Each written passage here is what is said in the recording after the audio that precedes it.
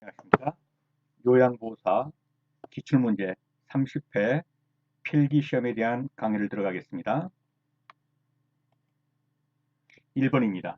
노년기의 가족관계 변화 중 일반적으로 노인이 가장 적응하기 어려운 상황은 자녀의 결혼, 배우자의 사별, 부부간의 성적 관심 저하, 자녀의 배우자와 고부간 갈등, 형제자매 간의 유대간의 감소. 네, 답은요. 다 눈에 들어오셨죠? 그렇습니다. 뭐니 해도 배우자와의 사별이 가장 견디기 힘들 겁니다. 적응하기 어렵습니다. 1번에 2번이 되겠습니다. 배우자와의 사별입니다. 2번입니다. 학대받는 노인을 일정 기간 보호하며 숙식과 기본적인 의료비 지원 및 심신치유 프로그램을 제공하는 기관은 어디인가 그랬습니다.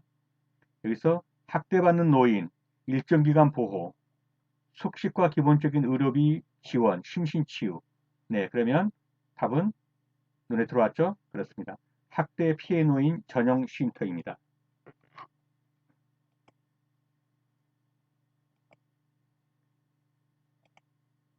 3번입니다. 다음과 같은 내용의 사업을 실시하는 기관은 치매 초기 검진, 1대1 사례 관리, 치매 친화적 지역사회 조성, 예, 치매, 네, 치매에 대한 1대1 사례 관리, 그러면요, 예, 답은 그렇습니다. 치매 안심센터에 대한 설명입니다. 네, 치매 안심센터입니다. 4번입니다. 장기 요양 인정서에 포함되어 있는 내용으로 옳은 것은 장기 요양 인정서에 포함되어 있는 내용으로 옳은 것. 본인 부담률, 수급자 희망급여, 이용 가능의 한도액, 장기 요양 서비스 목표, 장기 요양급여의 종류와 내용. 그렇죠? 답은 5번. 장기 요양급여의 종류와 내용입니다. 자, 장기 요양 인정서에는 어떤 것이 기록되어 있습니까? 등급, 몇 등급인가? 그 다음에 유효기간은 얼마인가? 장기 요양 급여의 종류와 내용은 어떤 것인가? 이것이 장기 요양 인정서에 들어있는 내용입니다. 그러므로 장기 요양 급여의 종류와 내용, 그리고 등급, 유효기간, 이것이 장기 요양 인정서에 포함되어 있는 내용입니다. 5번입니다. 노인 장기요양보험 서비스 표준 서비스 분류에 따른 일상생활지원 서비스에 해당되는 것. 요양보호사 업무 중에서 일상생활지원 서비스에 해당되는 게 무엇이냐 그렇게 물었습니다.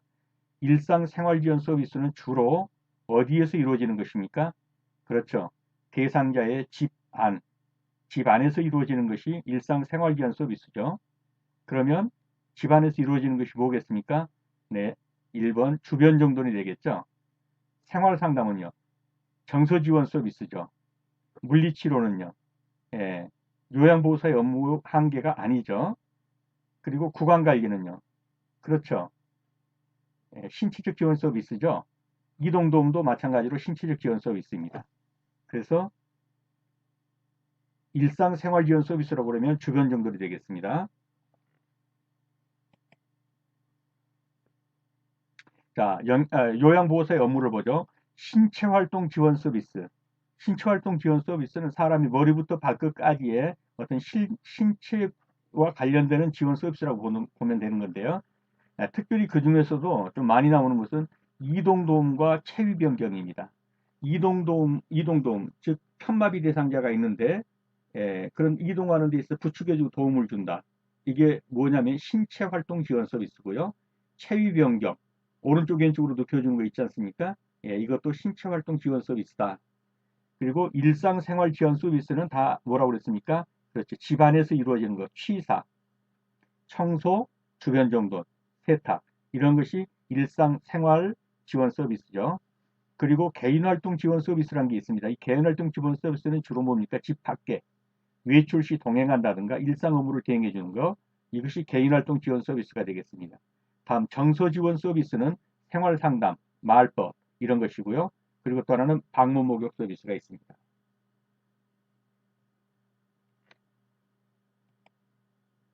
6번입니다. 요양보호 서비스 제공 시 요양보호사가 준수해야 할 사항으로 옳은 것은 모든 서비스는 대상자와 그 가족에게만 제공한다. 대상자와 의견이 상충될 때는 가족의 의견에 따른다. 대상자의 성격, 습관 등을 사전에 확인하고 서비스를 제공한다. 서비스 시간을 추가해야 할 경우 대상자의 가족과 개별 계약을 체결하고 제공한다. 인지 능력이 없는 침해 대상자의 경우라도 반드시 서비스 제공에 대한 본인의 동의가 필요하다. 답이 눈에 들어왔습니까? 네, 답은 3번이 되겠죠. 대상자의 성격, 습관 등을 사전에 확인하고 서비스를 제공한다가 준수해야 할 사항으로 옳은 것입니다. 1번은 뭐가 틀렸나요? 모든 서비스는 대상자와 그 가족에게만 제공되는데 가족은 아니죠. 예, 대상자에게만 제공하면 되는 것입니다. 대상자와 의견이 상충될 때는 가족의 의견에 따른다 그러는데 대상자와 의견이 상충될 때는 누구 의견을 따라야겠습니까? 대상자의 의견을 따라야겠죠. 다만 대상자가 그렇습니다. 대상자가 의사결정을 할 수 없는 상태, 5번과 같이 인지 능력이 없는 침해 대상자의 경우, 본인이 의사 능력이 없다 말이죠. 그런 경우에는 이제 보호자가 가족이나 이런 보호자가 그 어떤 동의가 필요하겠지만은 본인이 의사 능력이 있다면 본인의 의사가 존중되어야 합니다. 그렇기 때문에 가족의 의견에 따른다는 건 틀렸습니다. 다음 서비스 시간을 추가해야 할 경우 대상자의 가족과 개별 계약을 체결한다. 개별 계약은 인정되지 않습니다. 네, 그래서 답은 3번이 되겠습니다. 대상자의 성격, 습관 등을 사전에 확인하고 서비스를 제공한다. 맞습니다. 7번입니다. 요양보호사의 동기 유발자로서의 역할 수행으로 오는 것은 동기 유발. 동기를 유발하려면 주로 칭찬을 해주거나 지지를 해주거나 이렇게 해서 스스로 할 수 있도록 돕는 것. 이런 것들이 동기 유발로서의 수행이죠. 그럼 보겠습니다. 대상자의 심리적 변화를 면밀히 관찰한다. 대상자의 심리적 문제를 가족에게 알린다. 숙련된 기술로 대상자에게 신체 도움을 제공한다. 시설에서 차별받는 대상자를 위해 편을 들어준다. 대상자가 스스로 세수를 하도록 지지하고 격려한다. 그렇죠? 눈에 들어왔죠? 5번이죠. 스스로 세수를 하도록 자기 스스로 지지하고 칭찬하고 격려해 주는 거. 그렇게 해서 결국은 스스로 할 수 있도록 하는 그런 동기를 유발시켜 주는 것. 이것이 동기 유발자로서의 역할이 되겠습니다.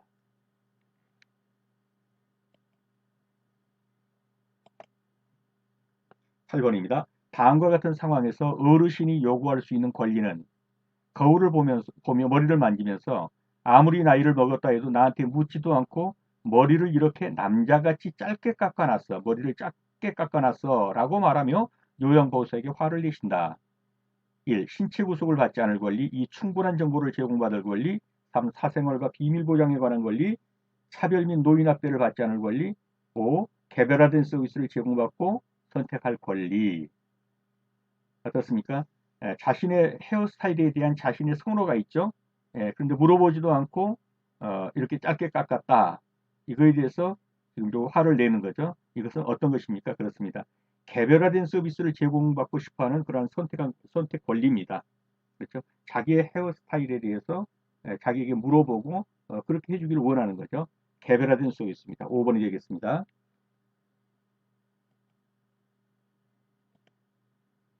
9번입니다. 가족이 일방적으로 난방과 전기를 단절하여 대상자의 생존을 위협하는 노인학대. 난방을 끊어버리고 전기를 끊어버리고 추워서 견딜 수 없도록 생존을 위험했다. 답이 나와 있네요. 신체적 학대입니다. 너무 찜통더위에 뭐 넣어놓고 뭐 괴롭혔다. 또는 난방이나 이런 걸 다 끊어버리고 추위에 떨게 했다. 이런 건 다 신체적으로 뭡니까? 몸이 떨고 있는 거죠. 신체적 학대에 해당됩니다. 10번입니다. 요양보호사의 건강검진, 권리 침해에 관한 상담 지원 및 대체 인력을 지원해 주는 것은 자 이게 대상자가 아닙니다. 요양보호사의 권리라든가 어떤 그 건강도 보호해 줘야겠죠. 이런 요양보호사의 건강검진 또는 권리 침해에 관해서 지원을 해주고 상담 지원을 해주고 대체 인력을 지원해 주는 것이 어디냐 그랬습니다. 요양보호사는 어떤 사람입니까? 장기 요양 원이죠. 요양요원이죠. 요양요원 지원센터가 되겠습니다. 장기 요양요원 지원센터. 이러한 것들은 다 뭡니까? 대상자를 해당하는 것이고요. 이거는 요양보호사라는, 그렇죠? 보호사의 건강과 권리 침해, 장기 요양요원, 요원에 대한 지원센터입니다. 11번입니다. 침상 체위 변경 시 대상자가 뒤에서 음란한 농담, 이 성희롱이라든가 성추행 이런 것을 할 때는 대처 방법이 뭡니까? 단호하다. 이러한 표현이 들어간 거 찾으셔야 합니다. 큰 소리를 지르며 수심을 준다. 하지 말라고 단호하게 거부한다. 그렇습니다. 이런 겁니다. 이런 단호하게. 예, 성적 관계에 관해서는 이러한 단호함을 필요로 합니다. 11번에 2번이 되겠습니다.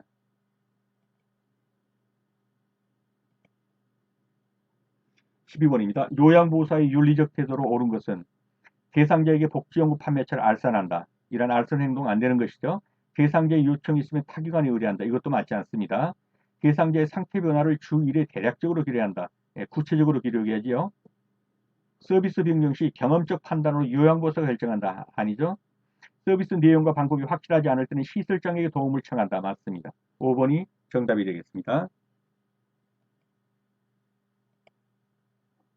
대상자가 선홍색 혈액과 점액이 섞인 설사와 변비를 반복할 때 의심할 수 있는 질환은 즉 대변에 피가 묻어나오거나 끈끈한 점액이 묻어나온다는 것이죠. 어떤 것이 의심스러운가요? 그렇습니다. 대장암에 의심이 있는 증상입니다. 15번입니다. 만성기관지염으로 기도가 좁아져서 숨쉬기가 어려운 대상자를 돕는 방법입니다. 기도가 좁아져서 예, 여기에 이제 숨쉬기 어려운 대상자를 돕는 방법이에요. 뜨거운 물을 자주 제공한다. 실내를 차고 건조하게 유지한다. 방향제를 사용해 공기를 정화한다. 심호흡과 기침을 해서 가래를 배출하게 한다. 감염 전파 위험이 있으므로 마스크를 착용하게 한다. 기도가 좁아졌습니다. 뭘로요? 만성기관지염으로 가래가 차니까. 가래를 뱉어내게 해야겠죠? 그래서 심호흡과 기침을 해서 가래를 배출하게 해줘야 합니다. 답은 4번이 되겠습니다. 16번입니다. 폐결핵에 관한 내용으로 맞는 것은 바이러스성 만성질환이다. 완전히 나을 때까지 격리 치료한다. 대체로 오전에 열이 오르고 오후에 열이 내린다. 약물 투여로 인한 위장장애, 피부 발진 등 부작용이 생긴다. 치료 기간 중에 증세가 나타나지 않으면 약복용을 중단한다. 맞는 것은요? 그렇습니다. 4번이죠. 약물 투여로 인해서 위장장애나 피부 발진 등의 부작용이 생길 수 있습니다. 1번은 뭐가 틀렸나요? 세균성이죠. 혈액균입니다. 완전히 날 때까지 아니요. 전염성만 없다면 격리 치료는 필요하지 않겠죠. 대체로 오전에 열이 오르고 오후에 열이 내린다. 거꾸로 됐죠. 그렇습니다. 오후와 저녁에 열이 올라가죠. 치료 기간 중에 증상가 나타나지 않으면 약복용을 완전히 치료될 때까지 약복용을 중단해서는 안 됩니다. 그러므로 답은 4번이 되겠습니다.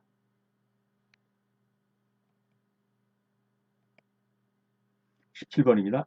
전립선 비대증 발생과 관련된 요인으로서 옳은 것은 요로감염, 복압 상승, 호르몬의 불균형, 방광의 저장 능력 감소, 골반 근육 조절 능력의 약화.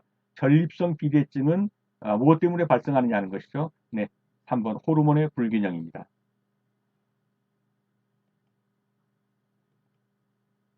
18번입니다. 노화에 따른 피부의 특성으로서 옳은 것은 표피가 두꺼워진다. 손톱이나 발톱이 부드러워진다. 각질층의 수분 함량이 증가한다. 모근의 멜라닌 생성세포가 증가한다. 상처가 잘 낫지 않으며 궤양이 생기기 쉽다. 노화에 따른 피부의 특성으로 옳은 것은 답은 몇 번이겠습니까? 그렇죠. 5번이 되겠죠. 상처가 한번 나면 잘 낫지 않는다는 특성이 있습니다. 궤양이 생기기 쉽죠. 자, 표피가 두꺼워진다. 그렇지 않습니다. 얇아지고요. 손톱이나 발톱이 부드러워진다. 딱딱해지죠. 각질층의 수분 함량이 감소하고요. 모근의 멜라닌 생성세포가 감소하면서 이게 뭡니까? 털이 까만 털이 하얗게 되죠. 그거는 멜라닌 생성세포가 줄어들기 때문이에요. 색소세포가 줄어드니까. 그러므로 답은 5번. 상처가 잘 낫지 않고 궤양이 생기기 쉽다는 것이 노화에 따른 피부의 특성입니다. 욕창의 2단계 증상으로서 옳은 것은 네, 욕창은 일반적으로 4단계까지가 있죠. 근데 그 2단계 증상이 뭐냐 그렇게 물었습니다. 피부에 괴사조직 발생, 피부가 벗겨지고 물집 생기는 것, 뼈와 근육까지 괴사가 진행되는 것, 피부가 분홍색이나 푸른색을 띠는 것, 피부를 누르면 일시적으로 하얗게 보이는 것. 2단계 증상은 어느 것입니까? 그렇습니다. 피부가 벗겨지고 물집이 생기는 단계. 이것이 2단계 증상이죠. 1단계는요. 예, 피부가 분홍색이나 푸른색을 띈다. 이게 1단계죠. 그 다음에 피부를 누르면 일시적으로 하얗게 보인다. 이것도 1단계입니다. 2단계는 피부가 벗겨지고 물집이 생기는 거고요. 피부에 괴사 조직까지 발생하면 이건 3단계입니다. 뼈와 근육까지 괴사가 된다 그러면 뭡니까? 이거는 4단계죠. 4단계입니다. 그래서 답은 2단계 증상은 물집 생기는 거요. 피부가 벗겨지고 물집 생기는 거. 이것이 2단계입니다. 19번에 2번입니다. 자, 이 욕창에 대해서 한번 살펴보죠. 욕창의 1단계는 표피발적, 염증, 붉은색 띠는 거예요. 이때 피부 손상은 없어요. 욕창 1단계에서는. 근데 2단계 갈 때 이제 물집이 생기고 피부 파열이 있고 찰과상 포진이 일어나는 거예요. 3단계에 가면은 피하 조직까지 손상과 괴사가 생기고 욕창이 이때 생겨요. 이때 조직이 이제 상하기 시작합니다. 4단계에 가면 근육과 인대, 뼈 등까지 지지구조까지 포함해서 피부 전층이 파손되는 겁니다. 자, 그럼 욕창은 왜 생기느냐는 거죠. 지속적인 압력에 의해서 발생하는 즉 압력 교양이 욕창이에요. 왜냐하면 한 자세로 계속 앉아 있거나 계속 누워 있거나 이럴 때 그 돌출 부위에 부드러운 조직이 지속적으로 압력이 가해지면 어떻게 했어요? 피가 통하지 않게 되겠죠. 피가 통하지 않으면 산소 공급과 영양 공급이 안 되는 거죠. 그래서 그 부위에 순환 장애가 일어나서 피하 조직이 손상을 가져오는 것입니다. 이것이 욕창이에요.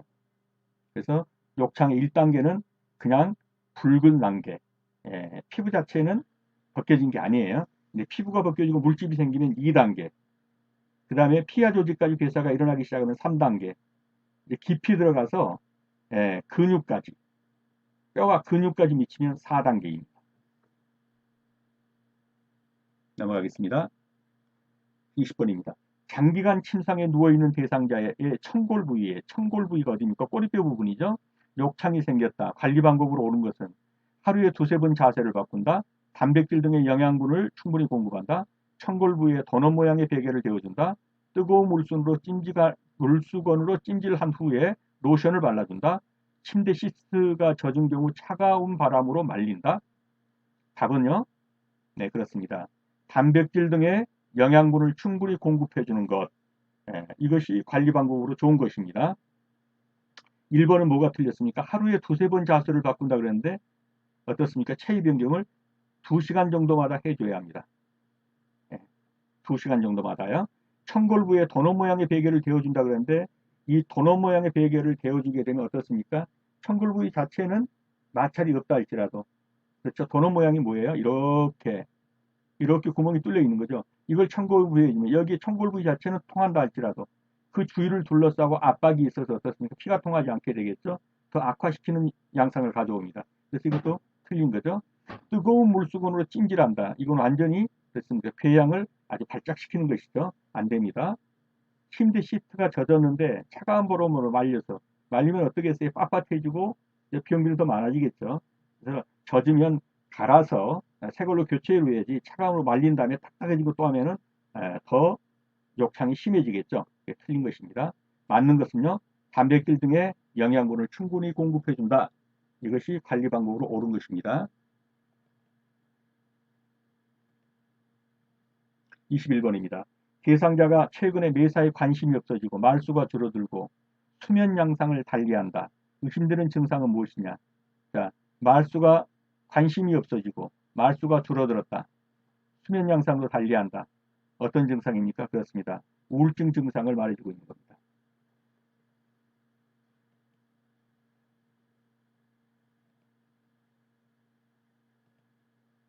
네, 우울증입니다. 22번입니다. 선망에 대한 설명으로서 옳은 것은 몇 번에 걸쳐 말씀드렸죠. 선망이 치매와 비슷한 양상이지만 다르다. 선망은 뭡니까? 치매는 지속적으로 아주 오랫동안 진행되었고 또 잘 낫지 않는다. 그러나 선망은 급작스러운 원인에 의해서 발생한다. 그렇게 말했죠. 그러므로 만성질환이다 하는 게 틀린 것이죠. 진압력 장애가 있다. 이것은 맞습니다. 의식의 변화가 없다? 아니, 기복이 심하죠. 수면 양상이 규칙적이다? 아닙니다. 잠을 몰아자기도 하고 안 자기도 하고 증상이 서서히 나타난다? 이런 건 치매라고 그랬죠. 선망은요. 증상이 급속히 나타나고 원인이 제거되면 치료도 급속히 됩니다. 그러므로 맞는 것은 뭡니까? 예, 진압력 장애가 있는 것은 맞습니다. 그러나 만성질환이 아니라 급성질환이고요. 의식의 변화가 있고 수면 양상이 불규칙하고 증상이 급격히 나타났다. 치료되면 급격히 사라집니다. 그러므로 맞는 것은 2번이 되겠죠. 23번입니다. 술 취한 사람처럼 비틀거리고 물건을 잡으려고 할 때 정확하게 잡지 못하는 뇌졸중의 증상은 무엇이냐 그랬습니다. 이러한 뇌졸중의 증상을 뭐라고 합니까? 실어증, 반신마비, 의식장애, 운동실조, 감각기능장애, 술 취한 비틀거린다. 물건을 잡으려고 할 때 정확하게 잡지 못하는 이러한 뇌졸중의 증상, 그렇죠? 운동실조증이라고 그러죠. 네, 운동실조증입니다. 24번입니다. 대상자에게 수분을 충분히 섭취하도록 권장해야 하는 질병은 그랬습니다. 수분을 충분히 섭취하도록 권장해야 하는 질병, 방광염, 신부전, 알코올성 간경화, 만성신부전, 심한 갑상선 기능저하증. 답은요, 그렇습니다. 방광염입니다. 방광염은 주로 그렇습니다. 대장균에 의해서 발생합니다. 물을 많이 먹어서 씻어내는 것이 좋습니다. 방광염입니다. 매일 1500 내지 2000ml 정도의 물을 먹어서 방광을 씻어내려서 세균이 없어지는 데 도움을 줄 수 있습니다. 방광염은 대부분 대장균에 의해서 발생하고요. 발병됩니다. 그래서 물을 많이 먹도록 권장되는 것은 방광염입니다. 25번입니다. 약물의 복용 방법으로 옳은 것은 철분제는 우유와 함께 복용한다. 인슐린은 식사 전 입으로 복용한다. 고혈압약은 자몽주스와 함께 복용한다. 기관지 확장제는 머리를 숙인 채 흡입한다. 분할성이 있는 약은 쪼개어 복용할 수 있다. 옳은 건 무엇입니까? 네, 그렇습니다. 5번이죠. 분할성이 있는 약은 쪼개어 복용할 수 있습니다. 원칙적으로 분할성이 없으면 코팅만 되어 있으면 쪼개서 하면 안 됩니다. 그냥 통째로 먹어야 합니다. 왜냐하면 코팅되어 있거나 캡슐로 되어 있는 건 그만큼만 이유가 있어서죠. 예, 먹은 다음에 일정 시간 동안 약이 발포되지 않도록 해서 장에 내려가서 발포된다든가 어떤 이유가 있어서 한 거예요. 근데 분할선이 있다는 건 쪼갤 수 있다는 얘기예요. 그래서 분할선이 있는 약은 쪼개어서 복용할 수 있다. 맞습니다. 1번은 뭐가 틀렸나요? 철분제는 우유와 함께 복용하면 안 됩니다. 우유가 철분의 흡수를 방해하기 때문에 함께 복용해서는 안 됩니다. 인슐린은 식사 전 입으로 복용한다고 해서 틀렸죠? 주사로 맞는 것이죠. 고혈압약은 자몽주스와 함께 복용하면 안 됩니다. 고혈압약에 있어서 가장 피해되는 건 자몽주스와 함께 복용하는 거 하지 말라는 거예요. 기관지 확장제는 머리를 숙인 채 비유한다는데 뭡니까? 목을 제치고 그렇죠. 목을 제쳐줘야 기도가 열리게 되죠. 거기다 기관지 확장제를 불어 넣어줘야 되는 것이죠. 그래서 머리를 숙인 채 비유한다 틀렸습니다. 머리를 뒤로 젖힌 채 해야 됩니다. 맞는 것은요. 분할선이 있는 약은 쪼개 복용할 수 있다가 맞습니다.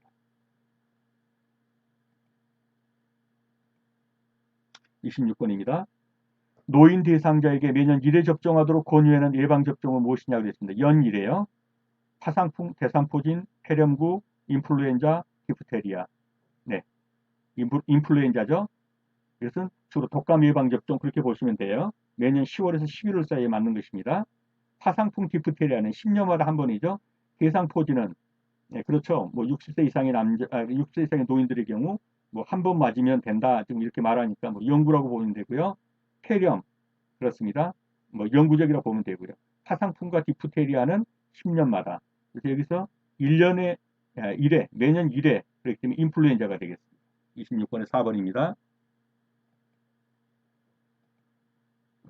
27번입니다. 신종호흡기 감염병이 유행하는 시기에 요양보호사의 안전을 위해서 가장 경제적이고 효과적인 감염 예방법은 자 코로나19 이제 이것을 말하는데 이 시험이 시행되던 당시에는 가장 좋은 게 6단계 손 씻기라고 했습니다. 그 이후에 지금은 어떻습니까? 그렇죠. 마스크 껴기죠. 그 다음에 사회적 거리두기죠. 근데 거기서 더 나가서 이제는 백신 접종까지 나갔죠. 그래서 이런 문제는 이와 같이 나오지는 않을 겁니다. 어떻든 이 시험이 시행된 당시는 6단계 손 씻기가 가장 효과적인 감염 예방법이라고 했습니다. 지금은 마스크 끼고 사회적 거리두기 또는 백신 맞기 이렇게 되겠죠. 28번입니다.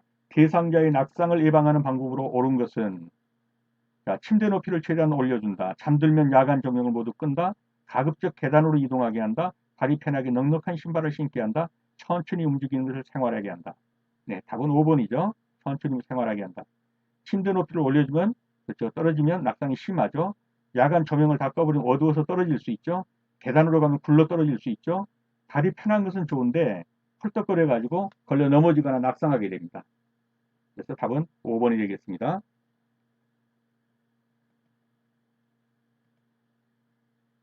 29번입니다. 전기 안전사고 예방 방법으로 옳은 것은 벗겨진 전선 그대로 사용한다? 안 되죠. 욕실의 콘센트로 보호적 커브를 씌운다? 맞습니다. 전기가 연결된 상태 전기구를 세척한다? 물 묻으면 큰일 나죠. 콘센트에서 플러그를 뺄 때 전선을 잡아당긴다? 아닙니다. 몸체를 잡아당겨야죠. 하나의 콘센트에 여러 개 플러그 꽂으면 안 돼요. 하나의 콘센트 하나의 플러그만 꽂아야 합니다. 맞는 것은요. 욕실의 콘센트는 보호용 커버를 씌운다가 맞습니다.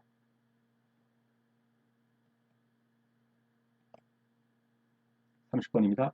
재가 대상자의 안전한 주거 환경을 조성하는 방법으로 옳은 것은 식탁은 다리 간격이 좁은 것을 둔다. 창틀에 액자를 걸어 햇빛을 차단한다.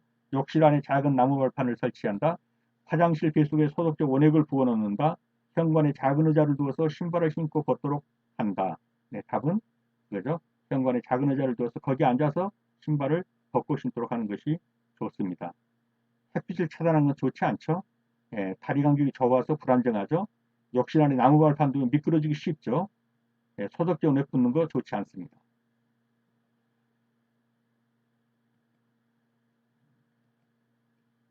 31번입니다. 거동이 불편하거나 인지기능이 저하된 시설 대상자의 여고 활동을 돕기 위한 방법으로 옳은 것은 거동 불편하다. 인지기능도 저하되어 있다. 그런데 이런 사람이 여가 활동입니다. 1. 어렵지 않고 흥미로운 프로그램으로 배정한다. 2. 가족의 의견을 중심으로 여가 활동을 지원한다. 다치지 않도록 프로그램에서 배제하고 쉬라고 한다. 움직임이 빠르고 활동적인 프로그램을 제공한다. 개인보다 단체를 위한 집단 프로그램을 제공한다. 네, 그렇죠. 1번이죠. 어렵지 않고 흥미로운 프로그램을 배정했죠. 거동도 불편한 데다 인지 기능도 저하되어 있는데, 그렇죠. 이런 집단 프로그램을 맞춰서 따라가게 한다든가 이런 안 좋겠죠. 움직임이 빠른 거, 거동이 불편한데 이런 데 투입하면 안 좋죠. 네, 아예 그러면 하지 말고 쉬어라 이렇게 프로그램을 배제한다. 이것도 좋지 않은 것이죠. 그래서 어렵지 않고 흥미로운 그런 프로그램으로 배정해서 예, 여가 활동을 즐기게 해주는 것이 좋습니다.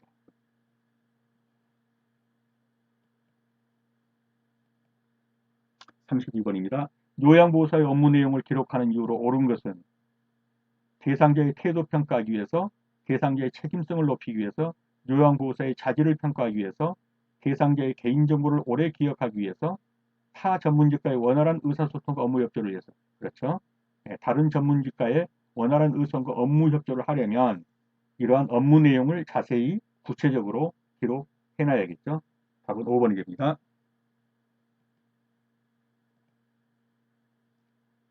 33번입니다. 요양보호사의 재가급여 제공 내용을 재가급여입니다.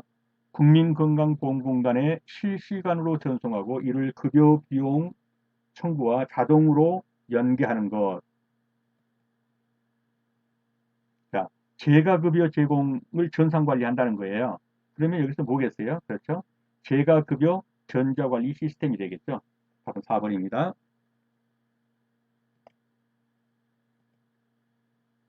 34번입니다.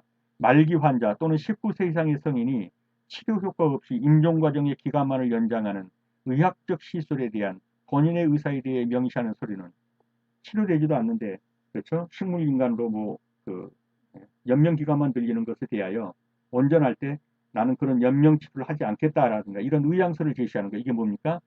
사전 연명으로 의향서입니다. 3번이 되겠습니다. 35번. 임종을 앞둔 대상자가 심리적으로 불안해할 때 요양보호사가 취할 행동으로 옳은 것.